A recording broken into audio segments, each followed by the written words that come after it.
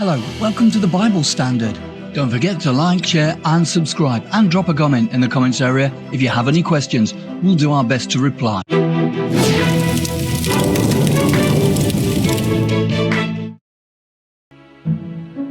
On a visit to Israel earlier this year, we were able to visit Sderot, which sits on the border between Israel and the Gaza Strip. Sderot has experienced over 20,000 missile attacks since 2005 and faced continuous rocket fire from the Gaza Strip since 2001. The situation deteriorated after the Disengagement in 2005, when Israel under Ariel Sharon forced the Jewish residents of Gaza to leave their communities, which were subsequently destroyed. Sderot was attacked on the infamous day of October the 7th, 2023. Terrorists broke through the security border fence there, penetrated the town of Sderot, and occupied the police station. Near the border, there is a small hill which provides a lookout into Gaza and over the town of Sderot.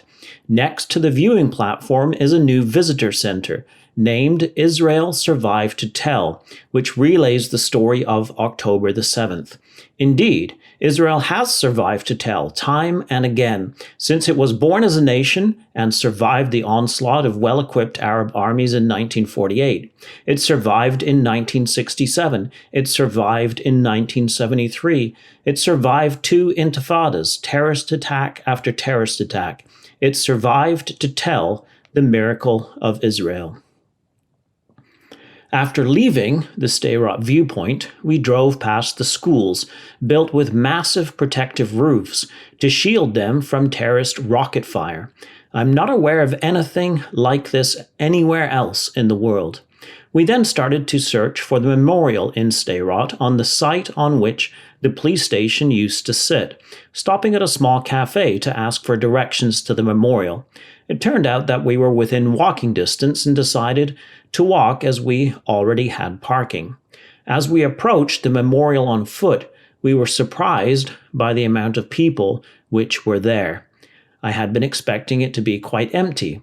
There were groups of high school students. There was a group sitting in a circle on the grass as the story of the site was relayed to them. There were people who were upset, people comforting each other.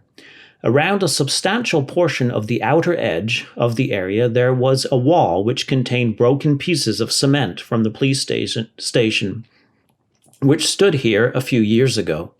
At the center of the site are a number of tall memorial pillars. Some of these pillars have Bible verses etched into them or other meaningful quotations.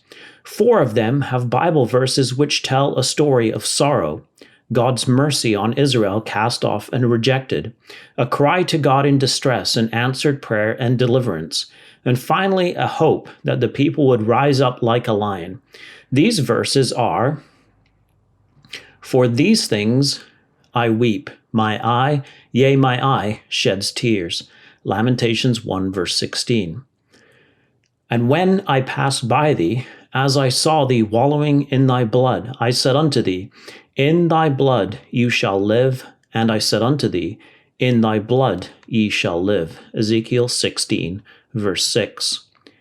"Out of my distress I called upon the Lord answered me and set me free." Psalm 118, verse 5. "Behold, the people rise up like a young lion. They rouse themselves like a lion." Numbers 23, verse 24. One of the quotes, which is not a Bible verse, caught my eye. It said, "Are you with Israel?" Under the quotation etched into the pillar was Romi, Shira, Swissa, 6, October the 7th, 2023. When I looked this up, I found out that on October the 7th, a couple with 2 children, ages 6 and 3, attempted to get out of Sderot because of the missiles. Terrorists murdered the parents in front of the children, who ended up stranded across from the Sderot police station in the back seat of the vehicle. They were later rescued under fire. When the rescuer approached them, 6-year-old Romi asked him, "Are you with Israel?" The story can be found online. Are you with Israel? In the days after October the 7th, as anti-Semitism has surged across the world, these words present a challenge. Israel has been portrayed in a very negative and deceptive way in the mainstream media and, of course, across social media. There have been claims of mass starvation and genocide in Gaza, neither of which were even close to being true. Pictures of starving children in Gaza have been shown to be either children with other severe medical issues or children from other places. Claims of genocide or attempted genocide don't make any sense. Why would Hamas terrorists hide behind civilians if there was a genocide happening? If civilians were being targeted, why would Hamas not allow them into the hundreds of kilometers of tunnels beneath the Gaza Strip? In a leaked memo, Canada's national broadcaster, the CBC, instructed its journalists on October the 7th, "Do not refer to militants, soldiers, or anyone else as terrorists. The notion of terrorism remains heavily politicized and is part of the story. Even when quoting, clipping a government or a source referring to fighters as terrorists, we should add context to ensure the audience understands that this is opinion, not fact."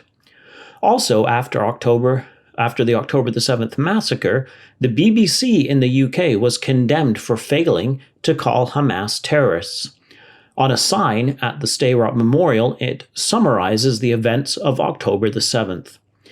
The terrorists initiated a massacre during which approximately 1,200 men, women, and children were brutally killed, the heaviest loss of life in one day the Jewish people have experienced since the founding of the State of Israel.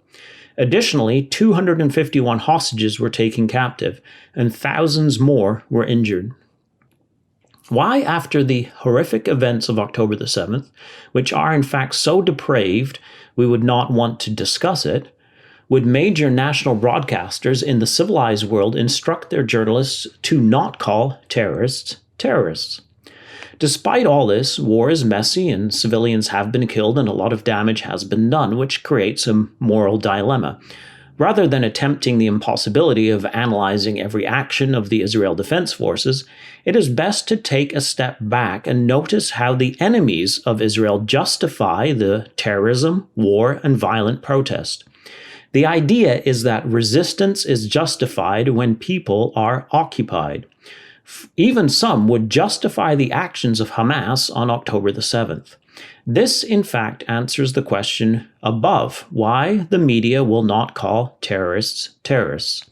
It is because they believe that justice belongs to the occupied Palestinian people.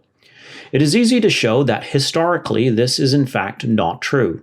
It is easy to show that the Jewish people are indigenous to the land of Israel. But let's remember one important fact. It was the hand of the Almighty that brought the Jewish people back to their land from the four corners of the world. This was recognized by Bible believers as they saw the humanly speaking improbability of prophecy unfolding before their eyes, so that in the end, God judges the nations for how they have treated his people Israel. For behold, in those days and at that time, when I bring back the captives of Judah and Jerusalem, I will also gather all nations and bring them down to the valley of Jehoshaphat, and I will enter into judgment with them there on account of my people, my heritage Israel, whom they have scattered among the nations. They have also divided up my land. Joel 3, verses 1 and 2 in the New King James Version. Currently in St. John's, Newfoundland, I came across an old hand-painted preaching sign, probably from over 50 years ago, which recognizes the miracle of Israel. What a miracle it is, and even a greater miracle than when this sign was made. But how many today recognize that miracle or have quietly set it aside as an inconvenient truth? Are you with Israel? One fact matters. The Almighty brought back his people from the four corners of the world, speaking over 80 different languages and from over 100 different countries to make a nation in the land of Israel. Ezekiel 38 describes the land of those brought back from the sword and gathered from many people on the mountains of Israel, which had long been desolate. They were brought out of the nations, and now all of them dwell safely. This is the miracle of Israel, a witness to the hand of the Almighty working to bring about his purpose. He shall cause them that come of Jacob to take root, Israel shall blossom and bud and fill the face of the world with fruit. Isaiah 27, verse 6. The restored nation of Israel, cleansed, redeemed, and made righteous under the direction of the Messiah and his saints, will fill the face of the earth with God's glory. May that day come soon. Until that day comes, speak and display the miracle of Israel. You have given a banner to those who fear you, that it may be displayed because of the truth. Psalm 60, verse 4. This has been David Billington with you for Bible in the News at www.bibleinthenews.com. Thanks for listening.